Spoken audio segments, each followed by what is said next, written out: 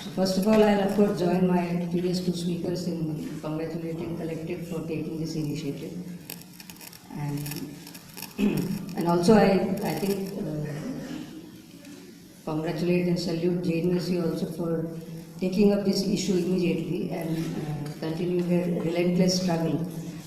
And I very much liked the very first few days of the struggle launched by them, and then they, in a very interesting political sarcastic manner, they started using the slogan of Hajar Jana. And I have a slight improvisation on that now. And I think Hajar Jana, of course, is very befitting. But more than that, and why are we opposed to attendance? Because we, in JNU in particular, we come here to learn and to express our Hajar Jawabi. So Hajar Jawabi is not learned by attendance. Hajar Jana can be. So in that context, it's very overwhelming to see immediately, and I think majority of students have very resolutely decided to boycott this imposition of attendance. Previous speakers did mention, I think you mentioned whether it is an invention of this Vice Chancellor or something. But I recollect, since I have the advantage of belonging to JNU Jurassic Age, I recollect that the first time the attendance thing came, that was also the same party's government in power in center. That was the Vajpayee government time, and when I think they had tried to impose 9 to 5. At that time, of course, that was more for teachers, not for students. And UGC had issued this order that teachers have to be on the campus 9 to 5, Monday to Friday. Of course, that did not succeed. So this is the second time. This time it has come on students. I don't know the real purpose behind that, but I can very much guess the genuine intentions behind that on the part of the administration. And that genuine intention is that to destroy this character of this campus and to destroy this campus. And by imposing attendance, I think they have realized that if they impose attendance, then students will agitate, and then the blame will go to the students for destroying this campus, not to them. Otherwise, I can't understand why attendance is being imposed here.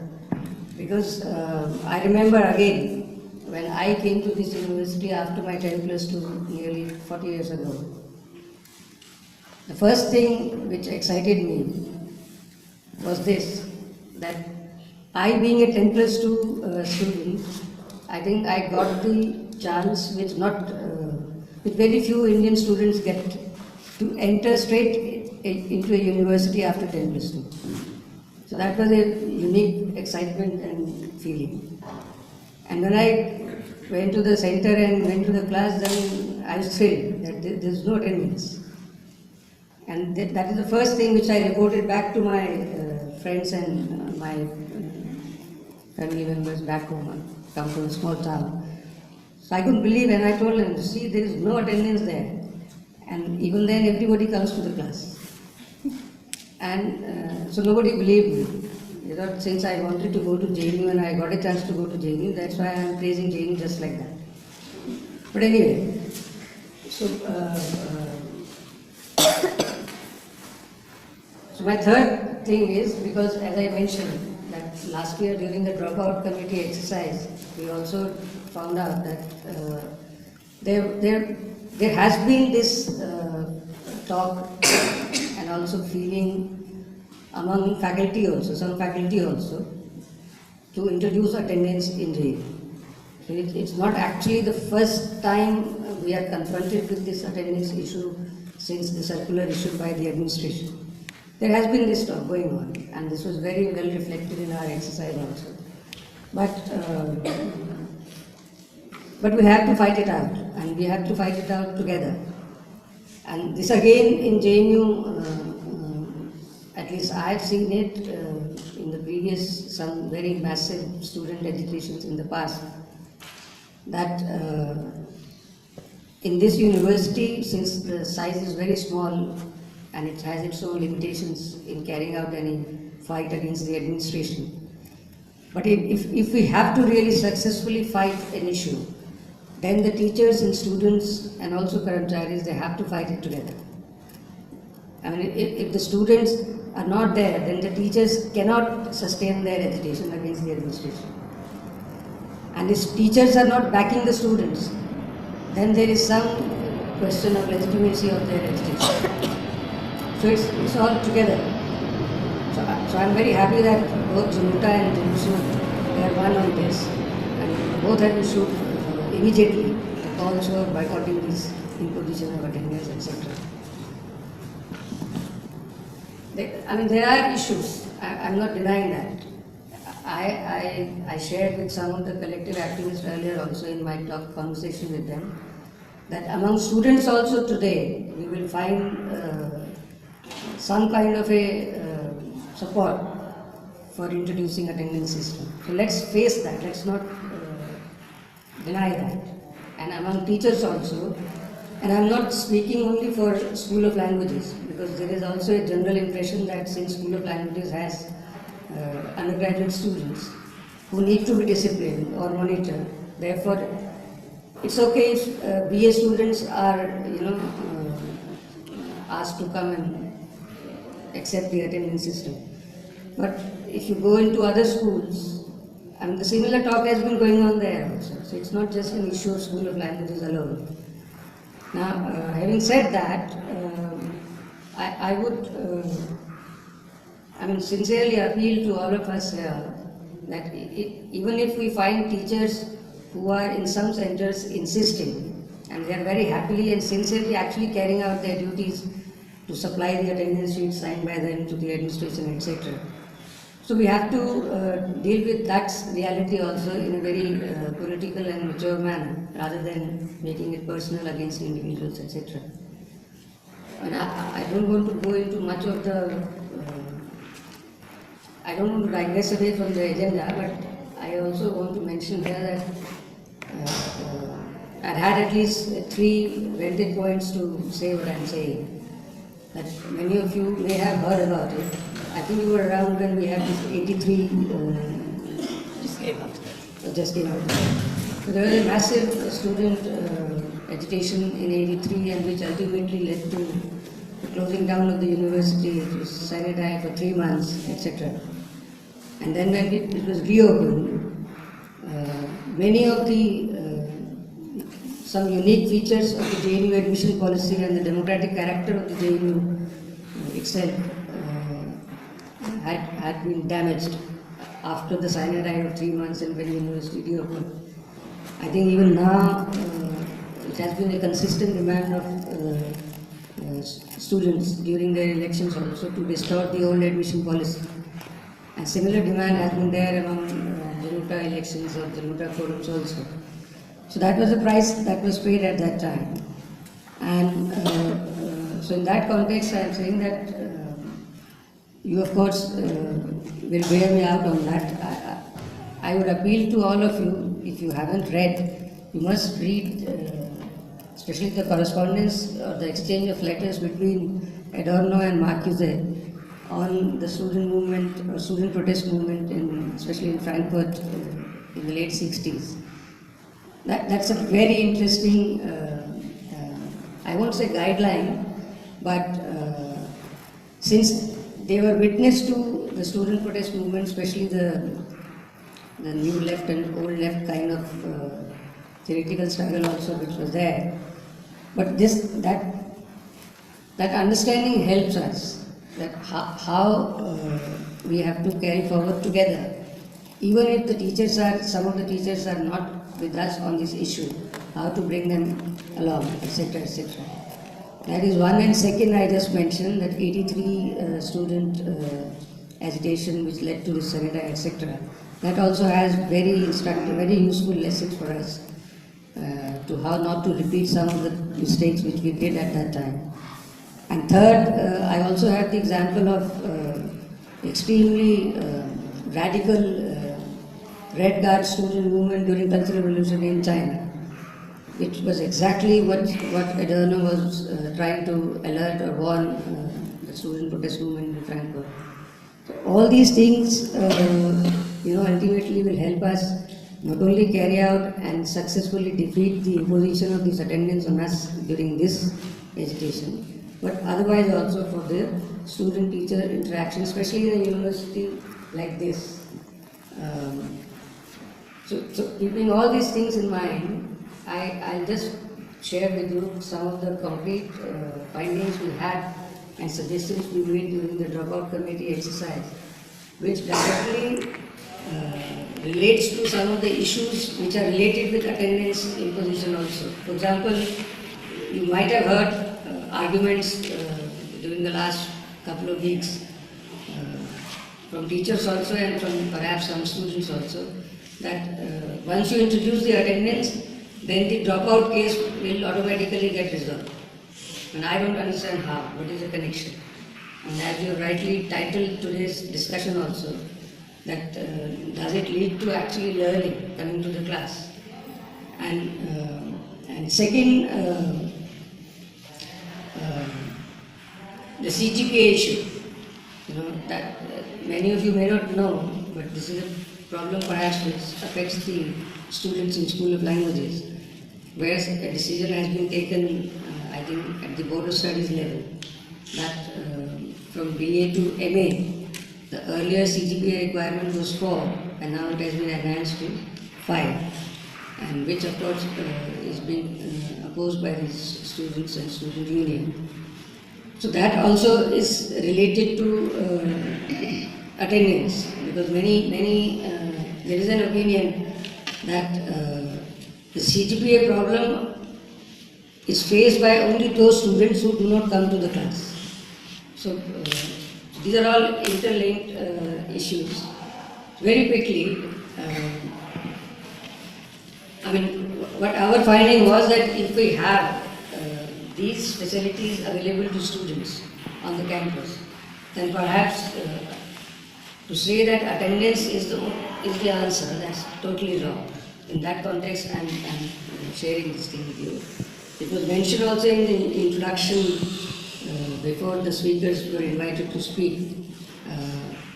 The first point was that there is inadequate infrastructure, especially the lack of hostel in the first few weeks when a student joins the university. And since there is not adequate hostel facility, many students have to live with their friends or relatives far away from campus. And many a times it's not possible for them to be here at 9 o'clock for the class. So in the process they miss. And especially in foreign languages, if you miss the first few classes in the early days, then that affects your overall learning or progress in the class. And once that process sets in, then it becomes literally impossible to reverse that or change that. And ultimately that leads to dropout in many such cases.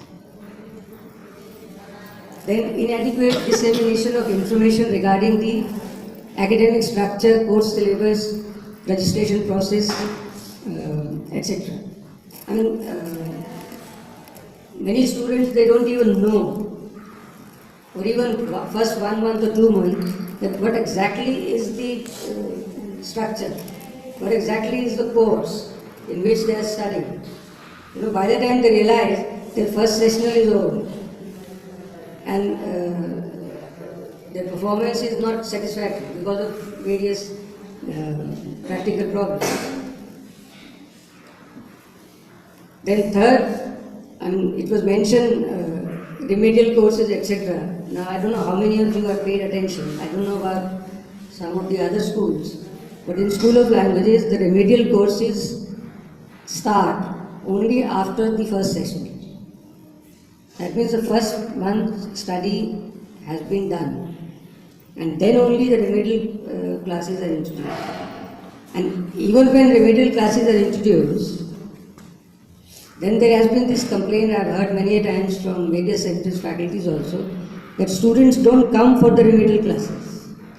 And it's a fact, it has been noted also, that many times teachers have been waiting in the class, in the remedial class, but the students don't turn. Now, but nobody has perhaps tried to look into the reasons why students don't turn. Because the undergraduate students in School of Languages, they have to attend their core courses classes from 9 to 1 Monday to Friday. And then in the afternoon 2 to 4, they have to attend their optional classes. And we call them optional, but they are compulsory courses, they have to pass. So 9 to 4 every day they are attending classes. So where is the time for the remedial class? That's a question. So many centers then they hold these remedial classes on Saturdays. I mean, it practically becomes impossible. You have to study your courses, you have to attend classes 9 to 4 every day, and then you have to do your own studies to follow up what happened in the classes. So that is something which needs to be seriously looked into. Then you have, these are all reflections on the basis of the feedback which we receive from the students across the centers. And then there is this lack of transparency in the evaluation process, especially the class performance, which is a very, very contentious and controversial issue now. Then the biggest problem perhaps is the inadequate individual attention. And this is a very fundamental point which perhaps does not get its due attention. Because in the language courses, individual attention to students is very important. And now because of the large size, and this problem has become compounded since the OBC reservations, because the size of the classes have increased suddenly from 2007, 2006 or something. Now what happens is that average in every class there are more than 40 students in the first semester, which is like for a language class, more than 40 students is just like a sabji mandi or a platform, railway station platform, because you don't get individual attention at all from the teachers on the course. And what happens is that those who somehow are able to either understand what the teacher has taught in the class or what is there in the book, and when they are asked if they reply to the teacher's satisfaction, it's fine. Those who don't, they happily escape teacher's attention because you never get your chance to be asked or answer questions in the class. And I don't know whether I'm able to convey to you, and this is a very fundamental problem. And many a times, students who either try to escape the attention of the teacher or for some reasons do not participate what's happening in the class, eventually some of them are actually the students who get pushed towards dropout because of their inadequate performance in the class. Then you have, it was mentioned earlier, then we have insufficient MCM scholarship money, right? Then of course, hostel I mentioned earlier, those who do get hostel, those who are not in the merit list after the admission, they have to either wait, or if they get hostel accommodation, they get it in Damodar or some temporary hostels where there are more than 2 or 3 students in a class. And language students in particular, they find it very difficult to do their practice, which requires them to be very loud when they are practicing in the rooms with other roommates, because the moment they start, they are immediately objected to by the roommates because the roommates are getting disturbed in their studies. So they don't know where to go and study on their own if they wish to. Library they can't, of course, because they create noise. Then you have most students also feel that there is total lack of initiative on the part of the center. And we use the word center, but we also mention in the bracket in our report the faculty, right? To encourage students to interact with the faculty outside the classroom hours. I think this has taken a big toll on the students' performance also, because this wasn't the case earlier. I mean, when I was a student here, that time the student-teacher ratio was ideal. We had nearly one teacher for 8 to 10 students or something, and that was perfect perhaps. And now one class has more than 40 students. You can imagine what happens there.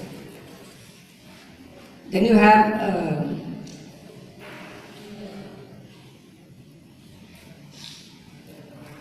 there are many students in the class, especially who come from either non-urban or non-public school backgrounds, and who take time to adjust to the system and the structure here and the courses here. And if their results, if their performance is not satisfactory in the early stages of the semester, then they consistently keep lagging behind. And there is no mechanism, there is no way out to help them out. And anyway, just one more point is left out, and that is that we found that across the centers there has been widespread resentment regarding the manner and criteria in which the everyday evaluation and the sessional semester and evaluation is carried out. The dissatisfaction or complaints have been mentioned particularly in the oral courses examination. Now, oral courses and oral course examination is a very essential part of language program there. And there is no re-evaluation there. Because if some students, if they are not satisfied with the results they get, and if they ask for re-evaluation, that request is not considered because there is no system of re-evaluation in their oral exam, because there are no records. So even if, let's say that 2 or 3 years ago, on the students' demand, it was accepted and it was passed in the Board of Studies also of the school, that there should be some kind of a infrastructure or facility available to the centers to record the oral examination. That has not been implemented because none of the centers have these facilities and no funding has been given. So, in addition to that, there have also been cases where one teacher takes the oral examination. Normally it is 1-to-1, that the students individually go to the oral examination and one teacher takes the exam, where there is a lot of scope of either we call it discrimination or victimization against a particular student. So that practice also has not been followed by many centers, where it has been insisted that there should be at least minimum of 2 examiners in an oral exam, not just one examiner. So these are some of the things, and then our committee had recommended a few things to address these issues, which again I will quickly read out to you. That